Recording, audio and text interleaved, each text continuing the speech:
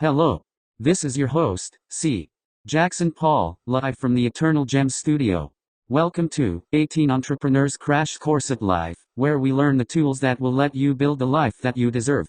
Sometimes, it seems like everyone is succeeding except you. It feels like, no matter how you try, your plans don't seem to work, and your dreams remain unattainable. Sometimes, it feels like you are being passed by people who have had every advantage in life, while you're stuck with no resources, and no idea how you will ever achieve your vision. If you feel like that, then today's video is for you. Because we are going to talk about Colonel Sanders, a guy who failed at everything until his 70s. At the age of 6, Sanders became responsible for caring for his younger siblings after the death of his mother. He worked odd jobs as a child, on farms, streetcars, and trains, just to keep his family alive. If you think your life is hard, think of 6-year-old Sanders trying to provide for himself and his family, and feel slightly better about your lot in life. One thing he loved to do, however, was cook. At the age of 8, he was already doing amazing things with meat. It was as a child, supposedly, that he perfected his secret spices that would go on to make him famous. It was during these hard years that he developed his dream. One day, he was going to make his special chicken for the world. But that was not to be for a while, as he lacked the resources to start a restaurant. He began saving up money with odd jobs, from selling life insurance to operating a ferry to, at one point, delivering babies. But all through these changes, he never lost sight of his future goal. His dream took a big step forward when he got his law degree, entirely through the mail. If you think online school is hard, imagine mail school. But his hard work paid off, and he became a lawyer. Now, he could support his family while saving up money for his restaurant. Life was finally good for Sanders. And then, he just had to ruin it. He made a mistake, not for the last time in life, of letting his temper get the better of him. He found himself working with a client with whom he did not get along, and their tense relationship exploded when they had a fist fight in the middle of court.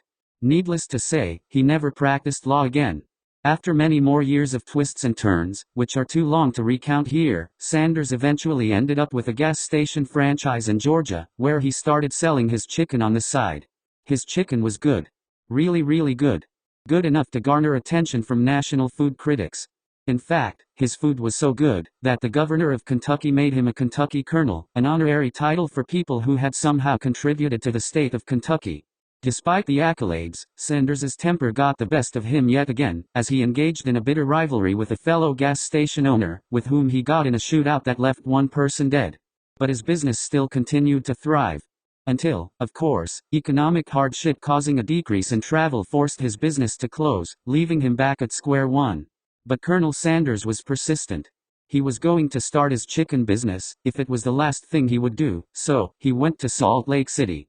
Here, he made a partnership with a local restaurant owner. They would be partners, using the established setup of the restaurant with Colonel Sanders' chicken. Thus, the first KFC was born.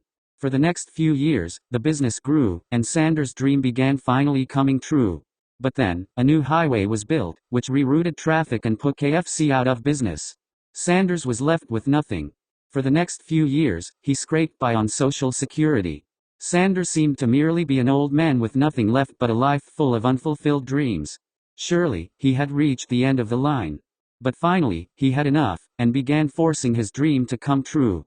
He began to travel the country, show up at random restaurants, cook them a batch of chicken, and, if they liked it, which they most often did, he would give them the recipe, and take a royalty check for every piece of chicken they sold.